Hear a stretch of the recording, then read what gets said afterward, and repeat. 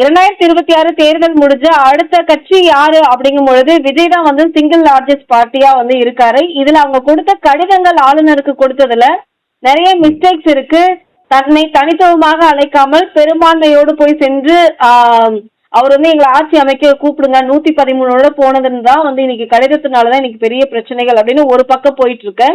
அடுத்தது பெரும்பான்மையோடு வாங்கன்னு சொன்ன ஆளுநர் கிட்ட நான் நேற்று பெரும்பான்மையோடு போன விஜய் அவர்களுக்கு ஆட்சி அமைக்க முடியவில்லை. என்ன காரணம்?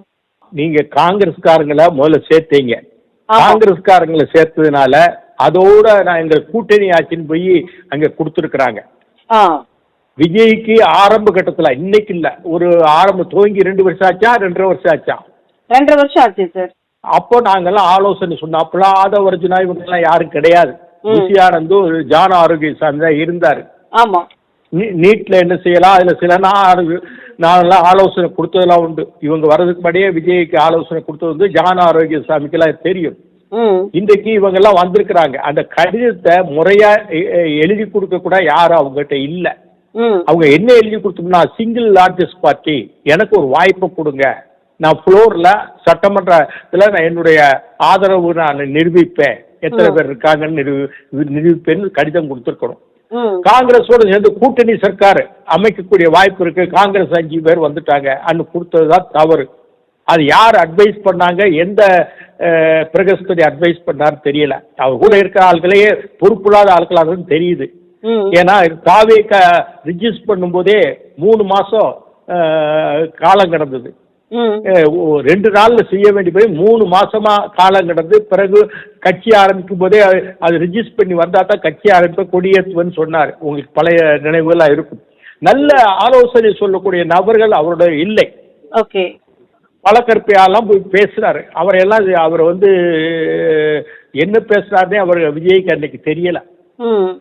இன்னைக்கு தமிழ்நாடு மக்கள் அவருக்கு ஆதரிச்சிருக்காங்க, நாம் மறுக்கல. அந்த ஆதரவு வந்து மக்களின் ஆதரவை நம்ம ஏற்றுக்கொள்ள வேண்டும், அதை நாம் மறுக்கவில்லை.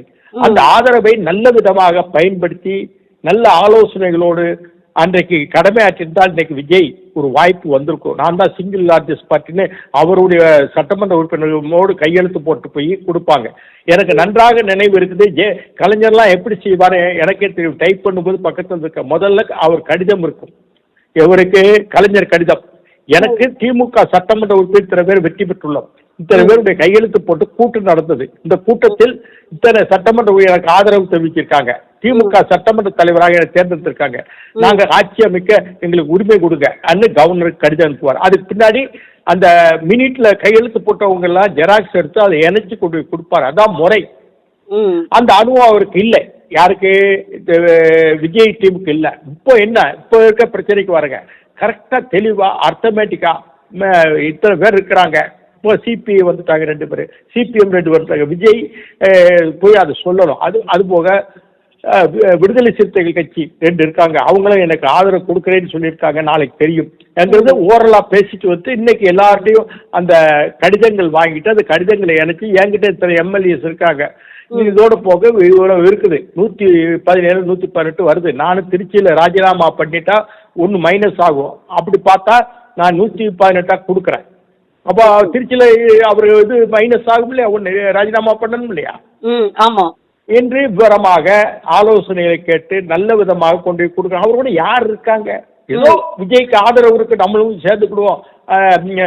சித்திர திருவிழாவில் அழகர் இறங்குவாரே, இதோட நம்ம மக்களோட கூப்பிட்டு வருவோம், தர்ம தரிசனம் பார்த்து வருவோம்னு எல்லாம் இருக்காங்க. அது வந்து ஒரு முறைப்படுத்துறதுக்கு யார் இருக்காங்க சொல்லுங்க? ஒரு அனுபவமான ஆட்கள் யார் இருக்காங்க? அது முதல்ல விட்டுட்டார். நான் இதெல்லாம் பிடிக்காம ஜான ஆரோக்கியசாமி இந்த புஷியானந்தெல்லாம் என்னை சந்திச்சது உண்டு. எம்ஜிஆர் காலத்தையும் அவர் சந்திச்சாரு. அதெல்லாம் நல்ல ஆட்கள் நம்ம அவருக்கு ஆலோசனை. அவருக்கு ஒன்றும் புரியாது இல்லையா, சினிமாவில் துறையில் இது வரைக்கும் இருந்துட்டாரு. அவருக்கு மற்ற விஷயங்கள் எதுவும் தெரியாது. பேசுறதுக்கே எழுதி கொடுக்கணும். வசனம் பேசுறாப்புல எழுதி கொடுப்பார். சிவாஜி கணேசன் கட்டவுமான வசனம் பேசுறாப்புல வசனம் பேசிட்டு வரோம் இல்லையா. இவர் கடந்த கால அரசியல் என்ன, தமிழ்நாடு சீஃப் மினிஸ்டர்ஸ் வரிசையா ஓமந்தூரார்ல இருந்து இன்னைக்கு வரைக்கும் இந்த ஸ்டாலின் வரைக்கும் யாராருன்னு சொல்ல சொல்லுங்க. அவருக்கு வரல, தமிழ்நாடு வரலாறு தெரியாத. எத்தனை சீஃப் மினிஸ்டர் இருந்தாங்க தமிழ்நாடு? ஓமந்தூரார், உபாயசாமி ராஜா வரிசையா சொல்ல சொல்லுங்க, ராஜாஜி அன்னு வரிசையா சொல்லுங்க. ஒருத்தர் இப்படியான சூழ்நிலை அவருக்கு ஒரு தமிழ்நாடு அரசாங்கம், தமிழ்நாடு மக்கள் அவருக்கு ஒரு மேண்டேட் கொடுத்துருக்குறாங்க. இது வந்து என்ன சொல்றதுன்னு நம்ம சொல்ல முடியாது. ஏன்னா அவருக்கு ஒரு அதிகாரத்தை கொடுத்துருக்காங்க, தமிழ்நாட்டு மக்களை மதிக்கிற மக்கள் குரலே மகேசன் குரலுங்கிறாங்க. ஆனால் இந்த 5 வருடம் அவர் ஆட்சி நடத்துவது சிரமமான காரியம்.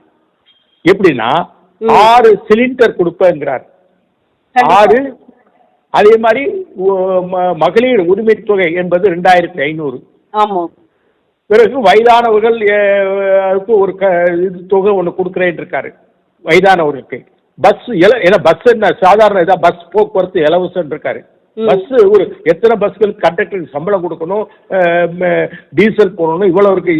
அது இலவச பயணம்னு எப்படி திமுக செஞ்சதே மகளிருக்கு செஞ்சதே தப்பு. ஏன்னா இதெல்லாம் இலவசங்கள் அள்ளி கொடுத்தா என்ன பணம் உங்களுக்கு இருக்கும், என்ன அரசாங்கத்தை நடத்துவீங்க, எப்படி சம்பளம் அரசு ஊழியர் கொடுப்பீங்க, எப்படி பென்ஷன் போடுவீங்க, இதெல்லாம் யோசிக்கணும்ல. இந்த ஆலோசனை சொல்றதுக்கு ஒரு ஏதோ சொல்லிட்டு மக்கள்கிட்ட ஓட்டு வாங்குறது தான் சொல்றாங்க ஒழிய இலவசங்கள் கொடுத்தா ஏற்கனவே தமிழ்நாடு கடன் வாங்குற முதல் மாநிலமாக திமுக இருக்குது. திமுக கொடுத்துட்டு போயிடுச்சு. கஜனா எம்டி, தமிழ்நாடு கஜனா எம்டி, பணம் இல்லை. மத்திய சர்க்காருக்கு தான் போகணும். மத்திய சர்க்கார் பாயாசம் மண்ணாங்கட்டி நாசிசம் பாசிசம் பேசிட்டு போயிட்டாங்க. மற்ற மாநிலங்கள் பாஜக தேர்ந்தெடுத்துருக்காங்கல்ல, தேர்ந்தெடுத்துருக்காங்கல்ல. ஆனா மற்ற கட்சிகள் இலவசம் கொடுத்திருக்காங்களே சார், மக்களுக்கு இலவசம். எந்த அங்க இலவசம் வந்து எதுக்கு? மக்களுடைய சுகாதாரம், மக்கள் நல்வாழ்வுத்துறை கொடுக்கலாம், கல்விக்கு கொடுக்கலாம், விவசாயத்துக்கு கொடுக்கலாம், எல்லாத்துக்குமே அள்ளி கொடுக்கறது. மக்கள் ஓட்ட வாங்குறதுன்னு அள்ளி கொடுக்கறது. அந்த பணம் எங்கிருந்து வருது? மக்களுடைய வரிப்பணம் தானே. ஸ்டாலின் இருந்து கொடுத்தாரா? ஒரு சிலர் சொன்னாங்க இவரே கையிலேருந்து, யாரு விஜயே கையிலேருந்து கொடுத்தாரு. பெண்கள் சொன்னாங்க. இப்படி முட்டாள்தனமான மக்கள்கிட்ட நம்ம என்ன பேச முடியும்? அதனால நான்லாம் அரசியல்ல அந்த தெளிவோடு நான் இருக்கிறேன். ஏன்னா இந்த மக்கள்கிட்ட எது சொன்னாலும் புரியாது, நல்லது சொன்னா புரியாது. விஜய் வீட்டுல இருந்து கொடுக்காரு அப்படின்னு சொல்றாங்க. நாங்க என்ன சொல்றது? தேர்தல் பிரச்சாரத்துல இவங்கிட்ட நம்ம என்னங்க பேச முடியும் சொல்லுங்க. கண்டிப்பா சார். இன்னைக்கு வந்து விசிக அலுவலகத்திற்கு விஜய் அவர்கள் வந்து போறாரு. அதுல முக்கியமாக வந்து பெரம்பூர் தொகுதி, ஏன்னா விஜய் 2 தொகுதிகளில் இருந்து வெற்றி பெற்றிருக்கிறார். இதுல முக்கியமாக பெரம்பூர் தொகுதி பிளஸ் துணை முதல்வர் பதவி வேண்டும் அப்படின்னு திருமா அவர்கள் வந்து விஜய் கிட்ட வந்து டிமாண்ட் வச்சுதான் ஒரு செய்தி வந்து இப்போ கரண்ட் நியூஸா வந்து போயிட்டு இருக்கு. இதுல குதிரை பேரம் நடக்குது அப்படிங்கிற மாதிரியான ஒரு விஷயத்தையும் டிடிவி அவர்கள் வந்து ஆளுநர் கிட்ட வந்து குற்றச்சாட்டாக வச்சிருக்கிறாரு. இதை நீங்க எப்படி பாக்குறீங்க சார்? இது உண்மையா? இந்த விஷயங்கள்லாம் வெளியே சொல்றாப்புல, கண்டிஷனல் சப்போர்ட் போடுறாப்புல, நிபந்தனையான ஒரு ஆதரவுங்கிறது வந்து நல்லது இல்லைங்க ஜனநாயகத்துக்கு. அது அவங்களுக்குள்ள பேசிக்கணும். இன் கேமரா எது இருந்தாலும் அவங்களுக்கு நாங்கள் ஷேர் பண்ணுறோம், எங்களுக்கான பிரதிநிதித்துவம் கொடுக்கணும்.